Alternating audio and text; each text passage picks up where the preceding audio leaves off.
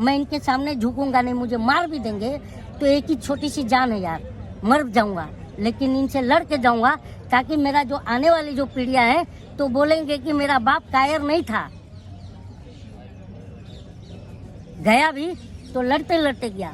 तो मुझे इस बात का डर नहीं है। आप मीडिया ही प्रहरी हो, चौकीदार, और जिसने कहा कि मैं चौकीदार हूँ जबकि वो फर्जी चौकीदार हैं, आप मान गए कि वो चौकीदार हैं, और जो तुम असली चौकीदार हो वो जाके सत्ता के दलाली कर रहा है, तो हम आपसे पूछेंगे नहीं कि आप क्यों दलाली कर रहे हो? तो आपको बुरा लग जाता है भाई। नहीं बुरा समर्थक मिलेंगे तो 40% का वोट शेयर हो गया, तो 40% जो वोट शेयर ले रहा है वो चुनाव कैसे जीत रहा है सही से, और विपक्ष लड़ नहीं पा रहा है तो बोल रहा है कि ये तो ईवीएम से जीत गया। सुनो, तो मैं इसलिए 2014 में हम जैसे जितने भी जनता है, मैं बार बार क्यों कह रहा हूँ कि ये 2024 का चुनाव जनता बनाम सत्ता है। 2000 जनता नहीं लड़ रहा है, जनता लड़ेगा।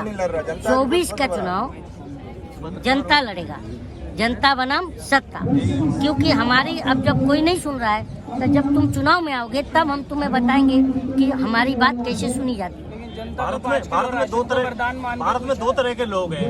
एक पिट रहा है तो उसे बचाने ज्यादातर लोग आ रहे हैं, और जो पीटने वाला है, जैसे उदाहरण के लिए मैं बिल्किस बानो के एक्यूज को, दोषी को बरी कर दिया, कोई नहीं गया। यहाँ अभी करणी सैनी कह रही है कि यदि टिकैत के पास ट्रैक्टर है तो हमारे पास भी ट्रैक्टर है, तो इस पे क्या कहोगे? देखिए, हम जनता हैं, हम ट्रैक्टर और बुलडोजर की राजनीति में नहीं फंसना चाहते। हम वो राजनीति चाहते हैं जहाँ सिर्फ और सिर्फ जनता की बात हो। अब वो बात मैं आपको बता देता हूँ। 1949 में बीबीसी के उस पर भी ये बात होगी कि जब जवाहरलाल नेहरू प्रधानमंत्री थे तो उनकी पॉपुलैरिटी बहुत ज़्यादा थी। पढ़ लीजिए ये बात, उनकी पॉपुलैरिटी बहुत ज़्यादा थी।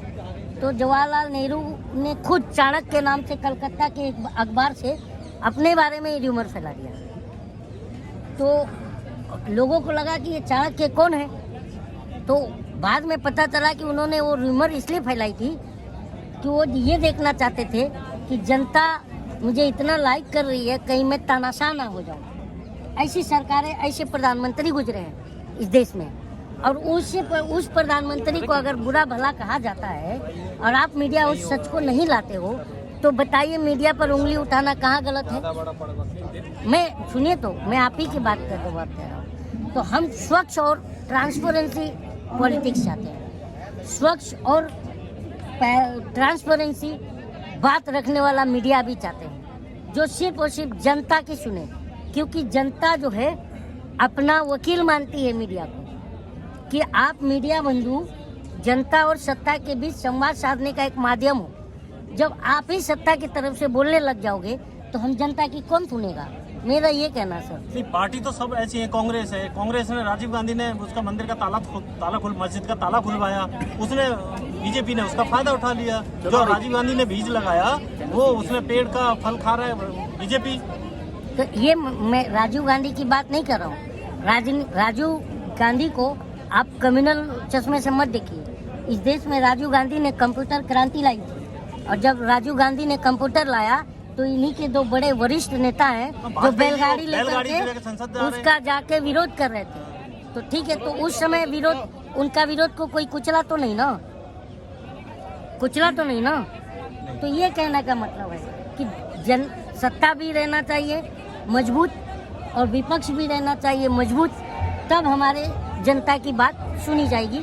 मेरा ये कहना है पत्रकार साहब। ये देश में 3% लोग 97% लोग पे शासन कर रहे हैं, तो वो फूट डाल के तो कर रहे हैं। आप ये जातिवादी वाला चश्मा उतारिए। 3%, 15%, 18। जातिवादी नहीं है, ये मनुवादी सिस्टम है। नहीं, मैं उस पर मनुवादी सिस्टम है। एक साइंसवादी सिस्टम है, एक मनुवादी सिस्टम है। मनुवादी सिस्टम साइंसवादी सिस्टम में हावी है। एक मनुस्मृति वर्सेस संविधान है। आंखें खुल रही है, ये बात सही है। मनुस्मृति वर्सेस संविधान चल रहा है देश में।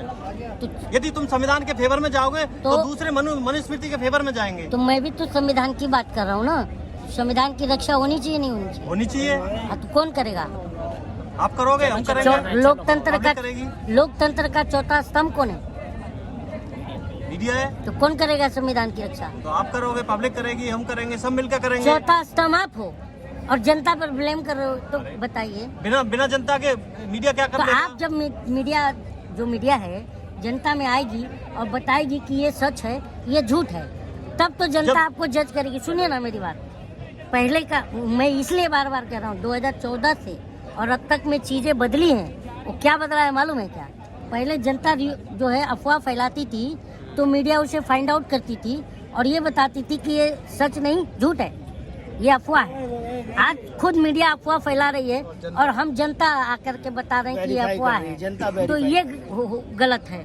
ये इस तरह से हमें देश नहीं चाहिए। नहीं, आप जातिवादी की बात कर, अभी जातिवादी की बात कर रहे हैं। मैं जातिवादी की बात नहीं किया, इसलिए मैं बोल रहा हूँ भाई कि सही प्रश्न किया करो। नहीं, सही कर रहे हैं। जाति धर्म से हमें कोई लेना देना नहीं। जब मुस्लिम की मुसलमान की स्क्रू टाइट करने पे वोट मिल रही है सरकार को, तो ये जातिवादी आना नहीं है। मुसलमान कौन सा मुसलमान डरता है? एक बात बताओ, कौन सा मुसलमान इसको भी तो एनकाउंट, डरने की बात नहीं है, इसका भी तो एनकाउंट कर सकती है सरकार। किसका? इसके घर पे बुलडोजर चला सकती है। तो ये आप सरकार के पास जाके पूछो ना। अतीक अहमद के तो मैं प्रधानमंत्री गोली मार दी, इसको बचा रही है सरकार। क्या मानते हैं इसको? आप सिर्फ आप कह रहे हो जो लोग जातिवादी हैं, वो लोग जातिवादी के साथ मजबूती से खड़े हैं। हम लोग हैं, आप लोग हैं, सेकुलर हैं, वो ये कह रहे हैं जातिवादी मत करो। सुप्रीम कोर्ट ने अभी क्या सख्त आदेश दिया है पता है आपको राज्यों को? सुप्रीम कोर्ट ने इतने आदेश दिए हैं, ज्यादातर संविधानवादी लोगों के खिलाफ दिए हैं। एट्रोसिटी एक्ट के खिलाफ सुप्रीम कोर्ट ने आदेश दिया था। आप कहाँ जा रहे हैं? मैं जा नहीं रहा। मंदिर, अवैध मंदिर जितने फुटपाथ पे बने, संविधान उसे सुप्रीम कोर्ट ने ऑर्डर दे रखा है, सबको तोड़वा दो, एक ईंट नहीं टूटी। यहाँ पर आप कैमरा लेके मंदिर मस्जिद करने आए हैं? अरे मस्जिद नहीं करने आए, मैं सुप्रीम कोर्ट के ऑर्डर की बात मेरी बात सुनेंगे आप? एक बात, सुप्रीम कोर्ट ने मेरी बात सुनो, जो सुप्रीम कोर्ट ने ऑर्डर दिया उसका मॉनिटरिंग भी तो होना जरूरी है ना, कि ये काम हुआ या नहीं हुआ। कैमरा लेके सुप्रीम कोर्ट जाओ, मेरे पीछे क्यों घूम रहे हो? अरे वो तो सबके पीछे घूमेंगे, हमें 50,000 रुपया का, यार भाई मेरी बात, आप बात नहीं सुन रहे हैं। हाँ बोलो। मेरे किसी भी इंटरव्यू में जात धर्म का बात है। हम बार मैं कह रहा हूँ कि यहाँ पर जातिवाद नहीं है। हम कोई बोलता है मैं सिख हूँ, कोई बोलता है मैं ईसाई हूँ, कोई बोलता है मैं हिंदू हूँ, कोई बोलता है मैं मुस्लिम हूँ, लेकिन हमारे घमंड को इस सरकार ने तोड़ा है। क्योंकि अब अभी भी हमें समझ जाना चाहिए कि हम सब भाई हैं, क्योंकि इनके लिए हम मंदिर का घंटा है, जब उठाते हैं हमें बजा के चले जाते हैं, तब नहीं बोलते हो। मेरा एक क्वेश्चन लास्ट है। हाँ? ये हमारी बहन बेटी है, ठीक है, आपने एक इंटरव्यू वो देखा होगा, एक आगे गाड़ी में एक लेडीज और 3 जेंट्स बैठे हैं, वो कह रहे हैं कि उनको जो आंदोलन जीवी है, तुम कैसे मारोगे, कि मैं जूते से मारूंगा, तुम कैसे वीडियो चल रहा है, वायरल है। तो आप मेरी पूरी बात सुन लीजिए। तुम कैसे मारोगे, कि मैं जूते से मारूंगा, तुम कैसे मारोगे, लठ से मारूंगा, तुम कैसे मारोगे, मैं गोली से मारूंगा, तो वो जातिवादी नहीं है क्या? अच्छा, ये जानना चाह रहा हूं। ये उन्होंने कहा है ना। हाँ। तो यहाँ आके जरा मार के दिखाए। मारने यहाँ तो सारा सिखाती है, कैसे मारेंगे? मुँह से कहना भाई और करने में बहुत फर्क है। प्रधानमंत्री भी मुँह से जो कहते हैं, देखो यही नफरती भाषाएं जो कहते हैं जिस वो पे करते हैं नहीं क्या? हो रही है। आप बताइए। प्रधानमंत्री जो कहते हैं वो सुनिए करते ही नहीं। प्रधानमंत्री ने कहा था ना, एक भाषण होगा आपके पास, मेरे दलित भाइयों को मत मारो, चाहे तो मुझे गोली मार दो। ये संवैधानिक भाषा है क्या? यही तो बात कह रहा हूँ ना।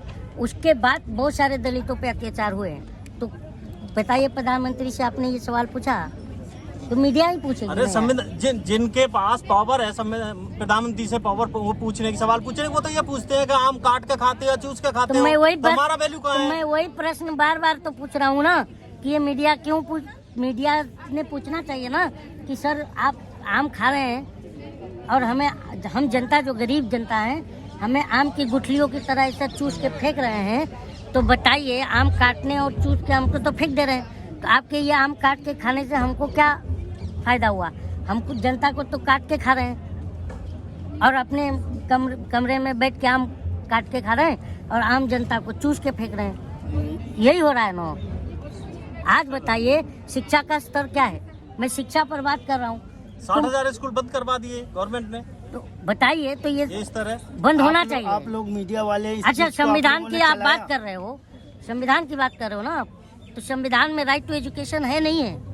हाँ, तो ये बात कौन जाके पूछेगा कि राइट टू एजुकेशन जो आर्टिकल है उसके का आप उस पर जो है प्रहार क्यों कर रही है सरकार, ये सरकार से पूछेंगे ना।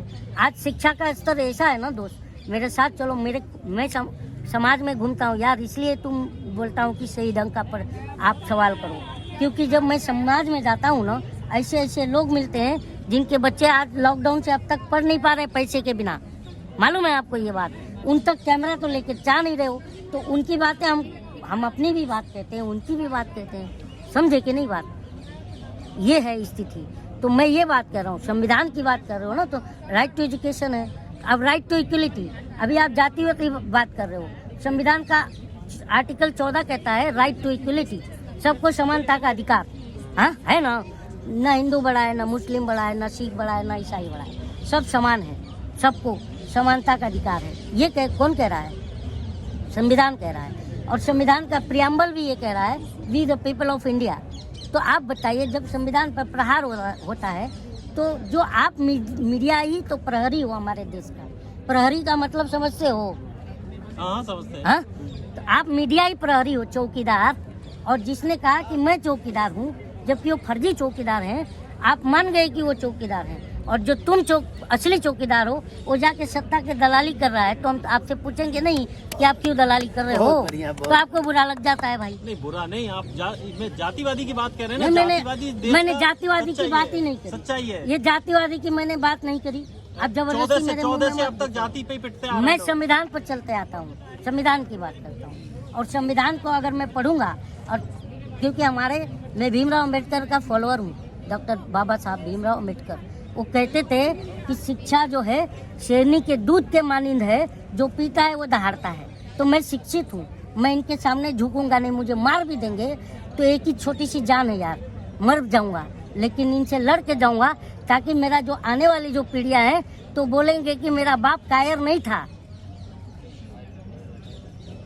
गया भी तो लड़ते लड़ते गया। तो मुझे इस बात का डर नहीं है, ठीक है।